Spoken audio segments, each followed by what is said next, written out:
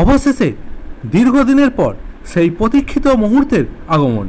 2016 SLST নিয়োগ দুর্নীতি এবং আরএলএসটি নিয়োগ দুর্নীতির মামলার চূড়ান্ত রায়দান হতে চলেছে কলকাতা হাইকোর্টের জাস্টিস দেবাংশু বসাকের নেতৃত্বাধীন ডিভিশন বেঞ্চের রায়ে।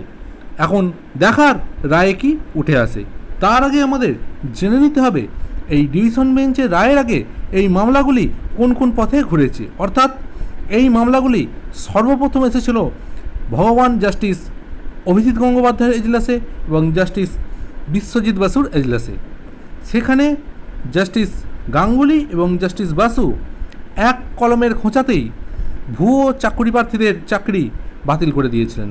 অর্থাৎ যারা বিশেষ প্রভাব, প্রতিপত্তি কিংবা অর্থ কিংবা রাজনৈতিক ক্ষমতার জোরে চাকরি পেয়েছিল, পরবর্তীকালে সেই বাতিল হওয়া চাকরি প্রার্থীরা সুপ্রিম কোর্টের দ্বারস্থ হয়। তার আগে যারা ডিভিশন বেঞ্চে গিয়েছিল এবং সেখান থেকে সুপ্রিম কোর্টে গেলে সুপ্রিম কোর্ট শর্ত সাপেক্ষে তাদের চাকরি ফিরিয়ে দেয় এবং কলকাতা হাইকোর্টকে নির্দেশ দেয় আগামী 6 মাসের মধ্যে এই মামলার চূড়ান্ত রায়দান করতে হবে। এখন প্রশ্ন, আজকে বেলা 10:30টায় কলকাতা হাইকোর্টে যে রায়দান হতে চলেছে সেখানে কি অভিজিৎবাবুর রায়দান বহাল থাকবে? আবার কি তার সাথে যারা বঞ্চিত যোগ্য রাস্তায় বসে আছে তাদের কি জয় হবে?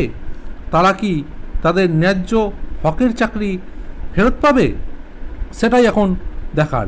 পাশাপাশি কয়েকটি প্রশ্ন উঠে আসছে, যেমন যে প্রশ্নটি উঠে আসছে, আবার কি এই দুর্নীতিগ্রস্ত শিক্ষকদের জয় হবে, নাকি যারা রাস্তায় বঞ্চিত ও যোগ্য হয়ে দীর্ঘ 6 বছর বসে আছে তাদের সেই বঞ্চনার ও দুর্ভাগ্যের অবসান ঘটবে?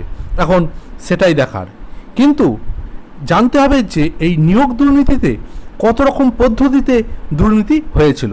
কোনো একটি নির্দিষ্ট পদ্ধতিতে দুর্নীতি হয়নি। যে যে পদ্ধতি অবলম্বন করে দুর্নীতিগুলো হয়েছিল সেগুলো আপনাদের সামনে ছকের আকারে তুলে ধরা হলো।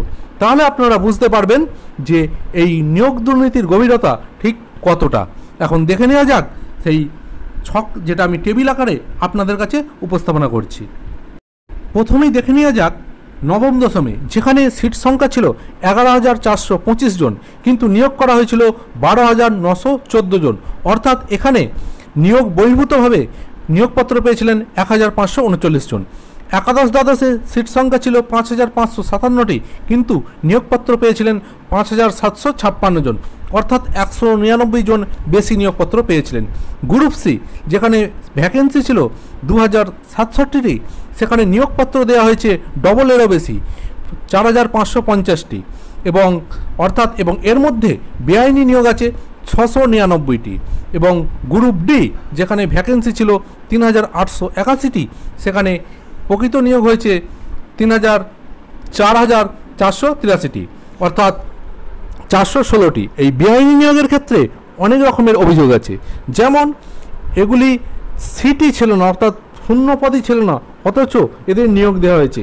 এই নয়, স্কুল সার্ভিস কমিশন এই সকল চাকরি করছে যারা, তাদের কোনো রকম রেকমেন্ড করেনি, অথচ তারা নিয়োগপত্র পেয়ে চাকরি করেছে।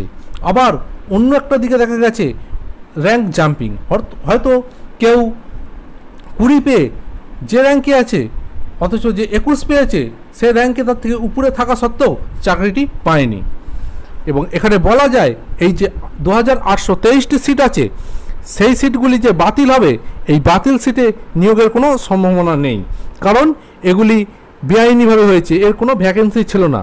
কিন্তু যে সকল সিটের ক্ষেত্রে ওএমআর ম্যানুপুলেট হয়েছে, অর্থাৎ যারা শূন্য পেয়েছিল অথচ 53 হয়ে গেছিল, তাদের যে পদগুলি শূন্য হবে বলে আশা করা যায়, সেখানে কিন্তু নতুনরা নিয়োগপত্র পেতে পারে। সেখানেও প্রশ্নচিহ্ন আছে, কারণ ইতিমধ্যে ওয়েটিং লিস্টের ভ্যালিডিটি 1 বছর, সেটি বহুদিন আগেই টপকে গেছে।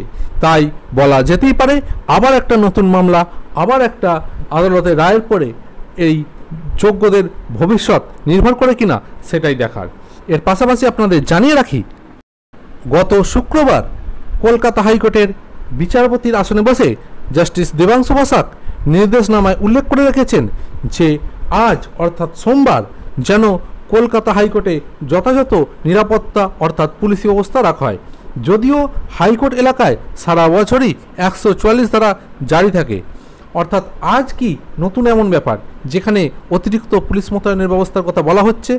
আসলে এই মামলাকারীদের সংখ্যাটাও যেমন বিপুল, তেমনই এখানে চাকরি হারাবার সম্ভাবনাও বিপুল। তাই একথা ভুললে চলবে না। ইতিপূর্বে অঙ্কিতা, ববিতা বা অনামিকার যে দুর্নীতি হয়েছিল, ধরা পড়েছিল, চাকরি গেছিল, সেগুলো কিন্তু একক ছিল। আর এবারের সংখ্যাটা কিন্তু কয়েক হাজার হতে পারে। তাই একটা নজিরবিহীন নিরাপত্তার মধ্যে আজ কলকাতা হাইকোর্ট কী রায় দেয় সেদিকে তাকিয়ে গোটা বাংলার শিক্ষিত যুব সমাজ। আর আপনাদের কাছে অনুরোধ, কলকাতা হাইকোর্টে কি হচ্ছে তা যদি জানতে চান তাহলে চ্যানেলটি সাবস্ক্রাইব করে আমাদের সঙ্গে যুক্ত হয়ে যান। এখন দেখার কলকাতা হাইকোর্টে বিচারপতি গাঙ্গুলির রায় বহাল থাকে নাকি তার রায় খারিজ হয়ে অযোগ্য চোরদের জয় জয়কার হয়। আর আমরা আছি কলকাতা হাইকোর্টের সঙ্গে যুক্ত হয়ে, অর্থাৎ মামলার রায়দানের উপর আমাদের নজর থাকছে। আর আপনারা সেই রায়দান তৎক্ষণাৎ কি হলো জানতে চ্যানেলটি সাবস্ক্রাইব করে আমাদের সঙ্গে যুক্ত হয়ে যান। দেখা হচ্ছে সেই প্রতিবেদনে। Thank you so much.